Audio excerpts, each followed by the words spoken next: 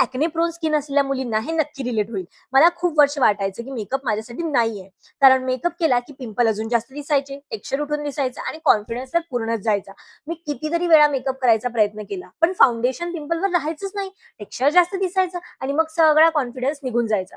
हळू एक गोष्ट समजली. मेकअपचा उद्देश स्वतःला बदलणं नाहीये, तो फक्त स्वतःला थोडं जास्त कॉन्फिडन्स फील करायसाठी असतो. आजही माझी स्किन परफेक्ट नाहीये. ब्रेकआउट्स आहेत, मार्क्स आहेत, पण आता मी त्याच्यासाठी माझं आयुष्य थांबवत नाही. मी फोटो काढते, रील्स बनवते, बाहेर जाते, मेकअप करायची इच्छा असेल तर करते, नाहीतर नाही करत.